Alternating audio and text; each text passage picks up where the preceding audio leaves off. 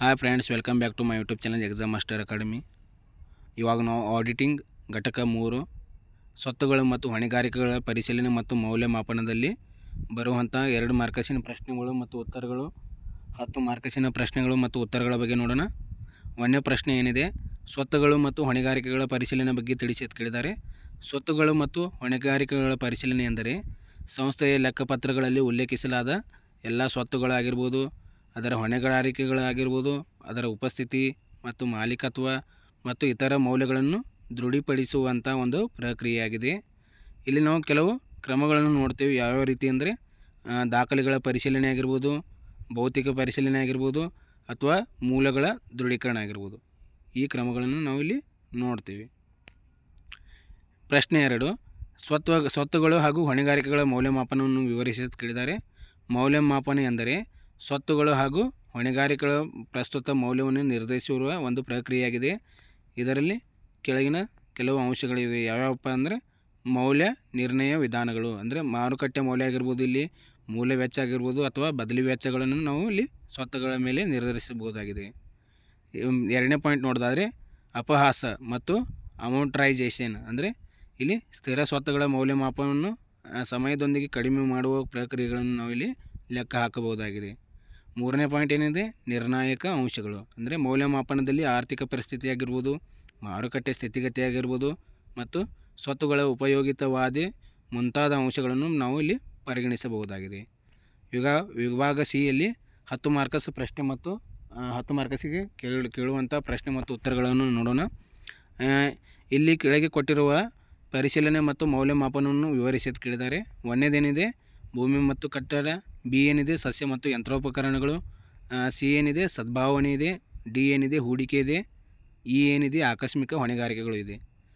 So ಇಲ್ಲಿ ಲೆಕ್ಕ ಪರಿಶೋಧನೆಯಲ್ಲಿ ವಿವಿಧ ಸ್ವತ್ತುಗಳು ಆಗಿರ್ಬೋದು, ಹೊಣೆಗಾರಿಕೆಗಳ ಪರಿಶೀಲನೆ ಆಗಿರ್ಬೋದು ಮತ್ತು ಅದರ ಮೌಲ್ಯಮಾಪನಗಳು ಸಂಸ್ಥೆಯ ಆರ್ಥಿಕ ಸ್ಥಿತಿಯ ನಿಖರತೆ ಮತ್ತು ವಿಶ್ವಾಸಾರ್ಹತೆಯನ್ನು ಖಚಿತಪಡಿಸಲು ಅತ್ಯಂತ ಮುಖ್ಯವಾಗಿದೆ. ನೀವು ಉಲ್ಲೇಖಿಸಿದ ಇಲ್ಲಿ 5 ಅಂಶಗಳನ್ನು ನೋಡಿದಾದರೆ, ಒಂದನೇದೇನಿದೆ, ಭೂಮಿ ಮತ್ತು ಕಟ್ಟಡ. ಇದರ ಪರಿಶೀಲನೆ ದಾಖಲೆಗಳ ಪರಿಶೀಲನೆ ನೋಡೋದಾದರೆ, ಭೂಮಿ ಮತ್ತು ಕಟ್ಟಡಗಳ ಮಾಲೀಕತ್ವವನ್ನು ದೃಢೀಪಡಿಸಲು ದಾಖಲೆಗಳಾಗಿರ್ಬೋದು, ರಿಜಿಸ್ಟ್ರೇಟ್ ದಾಖಲೆಗಳಾಗಿರ್ಬೋದು ಮತ್ತು ತೆರಿಗೆ ಪಾವತಿದ ರಸೀದಿಗಳನ್ನು ದಾಖಲಿಸಬೇಕಾಗ್ತದೆ. ಅಂದರೆ ಭೂಮಿ ಮತ್ತು ಕಟ್ಟಡ ಅಂದರೆ ಇಲ್ಲಿ ನಾವು ದಾಖಲೆಗಳನ್ನು ಪರಿಶೀಲನೆ ಮಾಡಬೇಕು.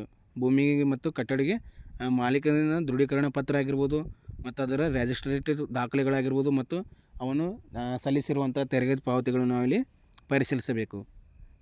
2ನೇ ಪಾಯಿಂಟ್ ಏನಿದೆ, ಭೌತಿಕ ಪರಿಶೀಲನೆ, ಅಂದರೆ ಸ್ಥಳಕ್ಕೆ ಭೇಟಿ ನೀಡಬೇಕು. ಭೂಮಿ ಮತ್ತು ಕಟ್ಟಡಗಳ ಉಪಸ್ಥಿತಿ ಮತ್ತು ಸ್ಥಿತಿಯನ್ನು ಅಲ್ಲಿರುವಂಥ ಸ್ಥಿತಿಗತಿಗಳನ್ನು ನಾವು ಏನು ಮಾಡಬೇಕು, ಪರಿಶೀಲಿಸಬೇಕು. 3ನೇ ಪಾಯಿಂಟ್ ಏನಿದೆ, ಮೌಲ್ಯಮಾಪನ. ಇಲ್ಲಿ ಮೂಲ ವೆಚ್ಚ ವಿಧಾನ ನೋಡ್ಬೋದು. ಖರೀದಿ ವೆಚ್ಚವನ್ನು ಆಧರಿಸಿ ಮೌಲ್ಯ ನಿರ್ಣಯ ಮಾಡ್ಬೋದು. ಅಂದರೆ ಇವಾಗ ಒಂದು ಮನೆ ಇದೆಯಲ್ಲ, ಅದರ ಖರೀದಿಗೆ ಎಷ್ಟಿದೆ, ವೆಚ್ಚ ಏನಿದೆ, ಸ್ಕ್ವೇರ್ ಫೀಟ್ ಏನಿದೆ, ಅದನ್ನು ಒಂದು ಅಳತೆ ಮಾಡುವ ಮುಖಾಂತರ ನಾವು ಬೆಲೆಯನ್ನು ನಿಗದಿ ಮಾಡಬಹುದು. ನೆಕ್ಸ್ಟ್ ಪಾಯಿಂಟ್ ಇದೆ, ಮಾರುಕಟ್ಟೆ ಮೌಲ್ಯ ವಿಧಾನ. ಪ್ರಸ್ತುತ ಮಾರುಕಟ್ಟೆ ಮೌಲ್ಯಮಾಪನವು ಇದರ ನಿರ್ಣಯಗಳನ್ನು ನಾವು ಏನು ಮಾಡ್ಬೋದು, ಮೌಲ್ಯಗಳ ಆಧಾರಿತದ ಮೇಲೆ ನಾವು ನಿರ್ಧರಿಸಬಹುದಾಗಿದೆ. ನೆಕ್ಸ್ಟ್ ಪಾಯಿಂಟ್ ಏನಿದೆ, ಅಪಹಾಸ, ಅಂದರೆ ಇಲ್ಲಿ ಕಟ್ಟಡಗಳ ಅಪಹಾಸವನ್ನು ಲೆಕ್ಕ ಹಾಕಿ ಶೇಷ ಮೌಲ್ಯವನ್ನು ನಾವು ಇಲ್ಲಿ ನಿರ್ಧರಿಸಬೇಕಾಗುತ್ತದೆ. ನೆಕ್ಸ್ಟ್ ಬಿ ಇದು ನೋಡೋಣ, ಸಸ್ಯ ಮತ್ತು ಯಂತ್ರೋಪಕರಣಗಳು. ಇದರ ಪರಿಶೀಲನೆ ನೋಡೋದಾದರೆ ಇದರಲ್ಲಿ ಬರುವಂಥ ಖರೀದಿ ದಾಖಲೆಗಳು ಯಾವುವಪ್ಪ ಅಂದರೆ ಖರೀದಿ ರಸೀದಿಗಳಾಗಿರ್ಬೋದು, ಇನ್ವಾಯ್ಸ್ಗಳಾಗಿರ್ಬೋದು ಮತ್ತು ಅನುಮೋದನೆ ದಾಖಲೆಗಳಾಗಿರ್ಬೋದು. ಇದನ್ನು ನಾವು ಇಲ್ಲಿ ಪರಿಶೀಲನೆ ಮಾಡಬೇಕಾಗುತ್ತದೆ.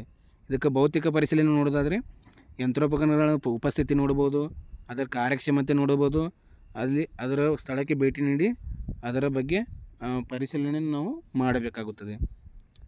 ಮೌಲ್ಯಮಾಪನ, ಅಂದರೆ ಇಲ್ಲಿ ಮೌಲ್ಯಮಾಪನದಲ್ಲಿ ಕೆಲವು ವಿಧಗಳನ್ನು ನೋಡ್ತೇವೆ. ಯಾವಪ್ಪ ಅಂದರೆ ಮೂಲ ವೆಚ್ಚ. ಒಂದನೇದು ಮೂಲ ವೆಚ್ಚ ಅಂದರೆ ಖರೀದಿ ವೆಚ್ಚವನ್ನು ಆಧರಿಸಿ ಮೌಲ್ಯ ನಿರ್ಣಯ ಮಾಡುವುದಾಗಿದೆ. ಅಪಹಾಸ ಅಂದರೆ ಯಂತ್ರೋಪಕರಣಗಳ ಉಪಯೋಗಾತಾವಧಿ ಮತ್ತು ಅಪಹಾಸ ದರವನ್ನು ಪರಿಗಣಿಸಿ ಶೇಷ ಮೌಲ್ಯವನ್ನು ನಾವು ಏನು ಮಾಡಬೇಕು, ಇಲ್ಲಿ ನಿರ್ಧರಿಸಬೇಕಾಗುತ್ತದೆ. ನೆಕ್ಸ್ಟ್ ಸಿ ಅಂದರೆ ಸದ್ಭಾವನೆ, ಗುಡ್ ವಿಲ್ ಅಂತೇಳಿ ಕರಿತೀವಿ. ಇದ್ರ ಪರಿಶೀಲನೆ ನೋಡೋದಾದರೆ ಇದರಲ್ಲಿ ಖಾತಾ ಪರಿಶೀಲನೆ ನೋಡ್ತೇವೆ. ಮೊದಲನೇದಾಗಿ ಸದ್ಭಾವನೆ ಲೆಕ್ಕಪತ್ರಗಳಲ್ಲಿ ಸರಿಯಾಗಿ ದಾಖಲಿಸಲಾಗಿದೆ ಎಂಬುದನ್ನು ನಾವು ಇಲ್ಲಿ ಖಚಿತಪಡಿಸಬೇಕು. ನೆಕ್ಸ್ಟ್ ಅಸ್ತಿತ್ವದ ದೃಢೀಕರಣ, ಅಂದರೆ ಸದ್ಭಾವನೆ ಉಂಟಾಗಲು ಕಾರಣವಾದ ಘಟನೆಗಳಾಗಿರ್ಬೋದು, ವ್ಯವಹಾರಗಳಾಗಿರ್ಬೋದು ಅದರೊಳಗೆ ನಾವು ಏನು ಮಾಡಬೇಕು, ಇಲ್ಲಿ ಪರಿಶೀಲನೆ ಮಾಡಬೇಕು. ನೆಕ್ಸ್ಟ್ ಪಾಯಿಂಟ್ ಏನಿದೆ, ಮೌಲ್ಯಮಾಪನ ಅಂದರೆ ಅತಿರಿಕ್ತ ಲಾಭ ವಿಧಾನ. ಇಲ್ಲಿ ನೋಡ್ತೀವಿ, ಅತಿರಿಕ್ತ ಲಾಭ ವಿಧಾನ ಅಂದರೆ ಸಂಸ್ಥೆಯ ಸಾಮಾನ್ಯ ಲಾಭದ ಮೇಲೆ ಅತಿರಿಕ್ತ ಲಾಭವನ್ನು ಪರಿಗಣಿಸಿ ಸದ್ಭಾವನೆಯ ಮೌಲ್ಯ ನಿರ್ಣಯವನ್ನು ನಾವು ಇಲ್ಲಿ ಮಾಡಬೇಕಾಗುತ್ತದೆ. ಬದಲಿ ವೆಚ್ಚ ವಿಧಾನ ನೋಡ್ತೀವಿ. ಯಾವ ರೀತಿ ಅಂದರೆ ಸದ್ಭಾವನೆ ನಿರ್ಮಿಸಲು ಬೇಕಾದ ವೆಚ್ಚವನ್ನು ಅದರ ಬಗ್ಗೆ ಅಂದಾಜಿಸಿ ಒಂದು ಮೌಲ್ಯಗಳನ್ನು ಏನು ಕೈಗೊಳ್ಳುತ್ತೇವಲ್ಲ ಅದನ್ನು ನಿರ್ಣಯ ಮಾಡುವುದಾಗಿದೆ. ನೆಕ್ಸ್ಟ್ ಡಿ ನೋಡೋದಾದರೆ ಹೂಡಿಕೆ, ಇನ್ವೆಸ್ಟ್ಮೆಂಟ್ ಅಂತ ಕರಿತೀವಿ. ಇದರ ಪರಿಶೀಲನೆ ನೋಡೋದಾದರೆ ದಾಖಲೆಗಳು ಏನೇನಪ್ಪ ಅದಾವತ್ತಂದರೆ ಅಲ್ಲಿ ಹೂಡಿಕೆ ಮಾಡಿರುವಂಥ ಪ್ರಮಾಣ ಪತ್ರಗಳಾಗಿರ್ಬೋದು, ಆ ಷೇರಿನ ಪ್ರಮಾಣ ಪತ್ರ ಆಗಿರ್ಬೋದು, ಅಥವಾ ಬ್ಯಾಂಕ್ ಖಾತಾ ವಿವರಗಳನ್ನು ಇಲ್ಲಿ ಪರಿಶೀಲಿಸಬೇಕಾಗುತ್ತದೆ. ಇದರ ಮೂಲಗಳ ದೃಢೀಕರಣಗಳನ್ನು ನೋಡೋದಾದರೆ ಇಲ್ಲಿ ಹೂಡಿಕೆಗಳ ಉಪಸ್ಥಿತಿ ಮತ್ತು ಮಾಲೀಕತ್ವವನ್ನು ಇಲ್ಲಿ ದೃಢೀಕರಿಸಬೇಕಾಗುತ್ತದೆ. ಇದರ ಮೌಲ್ಯಮಾಪನ ನೋಡೋದಾದರೆ ಮಾರುಕಟ್ಟೆ ಮೌಲ್ಯ, ಹೂಡಿಕೆಗಳ ಪ್ರಸ್ತುತ ಮಾರುಕಟ್ಟೆಯ ಮೌಲ್ಯವನ್ನು ಪರಿಗಣಿಸಿ ಈ ಮೌಲ್ಯಗಳನ್ನು ನಾವು ಇಲ್ಲಿ ನಿರ್ಧಾರ ಮಾಡಬೇಕಾಗುತ್ತದೆ. ಮತ್ತು ಇದರ ಮೂಲ ವೆಚ್ಚ ನೋಡೋದಾದರೆ ಖರೀದಿ ವೆಚ್ಚವನ್ನು ಆಧರಿಸಿ ಮೌಲ್ಯವನ್ನು ಇಲ್ಲಿ ನಾವು ನಿರ್ಧಾರ ಮಾಡಬೇಕಾಗುತ್ತದೆ. ಅಂದರೆ ಇವಾಗ ಒಂದು ಪ್ರಾಪರ್ಟಿ ಐತಿ, ಅದರದ ಸ್ಕ್ವೇರ್ ಫೀಟ್ ಲೆಕ್ಕ ಮಾಡಿ ಇದಕ್ಕೆ ನಾವು ಎಷ್ಟು ರೇಟಿಗೆ ನಾವು ಕೊಂಡ್ಕೊಳ್ಬೋದು ಅಂತ ತಿಳಿಸಿ ಒಂದು ಯೋಜನೆ ಮತ್ತು ಲೆಕ್ಕಗಳನ್ನು ಮಾಡಿ ನಾವು ಪಡೆಯಬಹುದಾಗಿದೆ.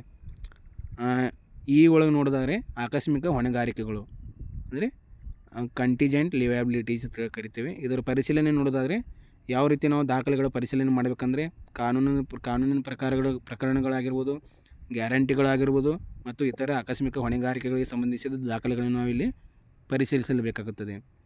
ಇದರ ನಿರ್ವಹಣಾ ವಿಚಾರಣೆ ನೋಡೋದಾದರೆ ನಿರ್ವಹಣೆಯೊಂದಿಗೆ ಚರ್ಚಿಸಬೇಕು. ಯಾವುದೇ ಆಕಸ್ಮಿಕ ಹೊಣೆಗಾರಿಕೆಗಳು ಆಗಿರ್ಬೋದು, ಅದರ ಉಪಸ್ಥಿತಿ ಆಗಿರ್ಬೋದು, ಅವುಗಳ ಪ್ರಭಾವಗಳನ್ನು ನಾವು ಏನು ಮಾಡಬೇಕು, ಅಂದಾಜಿಸಿ ಒಂದು ಮೌಲ್ಯಮಾಪನ ನಾವು ರೆಡಿ ಮಾಡಬೇಕಾಗುತ್ತದೆ. ಇವಾಗ ಸಂಭಾವ್ಯತೆ ಮತ್ತು ಪ್ರಮಾಣ ನೋಡೋದಾದರೆ ಆಕಸ್ಮಿಕ ಹೊಣೆಗಾರಿಕೆಗಳ ಸಂಭವನೀಯತೆ ಮತ್ತು ಅವುಗಳಿಂದ ಉಂಟಾಗುವಂಥ ನಷ್ಟದ ಪ್ರಮಾಣವನ್ನು ನಾವು ಇಲ್ಲಿ ಅಂದಾಜಿಸಬೇಕಾಗುತ್ತದೆ. ಸೊ ಇದು ಎಲ್ಲ ಪ್ರಮುಖ ಅಂಶಗಳನ್ನು ನೋಡೋದಾದರೆ ಸಾರಾಂಶ ನೋಡೋದಾದರೆ ಇಲ್ಲಿ ಈ ಸ್ವತ್ತುಗಳು ಮತ್ತು ಹೊಣೆಗಾರಿಕೆಗಳ ಪರಿಶೀಲನೆ ಮತ್ತು ಮೌಲ್ಯಮಾಪನವು ಲೆಕ್ಕ ಪರಿಶೋಧಕರಿಗೆ ಸಂಸ್ಥೆಯ ಆರ್ಥಿಕ ಸ್ಥಿತಿಯಾಗಿರ್ಬೋದು, ಅದರ ನಿಖರ ಚಿತ್ರವನ್ನು ನೀಡಲು ಇದು ಸಹಾಯ ಮಾಡ್ತದೆ. ಇದರಿಂದ ಏನಾಗ್ತೈತಿ, ಲೆಕ್ಕಪತ್ರಗಳು ವಿಶ್ವಾಸಾರ್ಹತೆ ಆಗಿರ್ಬೋದು, ಪಾರದರ್ಶಕತೆ ಆಗಿರ್ಬೋದು ನಾವು ಇಲ್ಲಿ ಇದರಿಂದ ಖಚಿತಪಡಿಸಿಕೊಳ್ಳಬೇಕಾಗುತ್ತದೆ. ಸೊ ಇಲ್ಲಿಗೆ ಯೂನಿಟ್ ಘಟಕ 3 ಮುಕ್ತಾಯಗೊಳ್ಳುತ್ತದೆ. ನೆಕ್ಸ್ಟ್ ವಿಡಿಯೋದಲ್ಲಿ ನಾವು ಘಟಕ 4 ಅದರಲ್ಲಿ ಬರುವಂಥ ಇಂಪಾರ್ಟೆಂಟ್ ಕ್ವೆಶನ್ಸ್ ಮತ್ತು ಆನ್ಸರ್ಸ್ನ ನೋಡೋಣ. ಸೊ ನಿಮಗೆ ಇಲ್ಲಿಯವರೆಗೆ ವಿಡಿಯೋ ಇಷ್ಟವಾದರೆ ಲೈಕ್ ಮಾಡಿ, ಸಬ್ಸ್ಕ್ರೈಬ್ ಮಾಡಿ, ಶೇರ್ ಮಾಡಿ, ಹಾಗೆ ಕಮೆಂಟ್ ಮುಖಾಂತರ ನಿಮ್ಮ ಅನಿಸಿಕೆಯನ್ನು ತಿಳಿಸಬೇಕು. ಧನ್ಯವಾದಗಳು.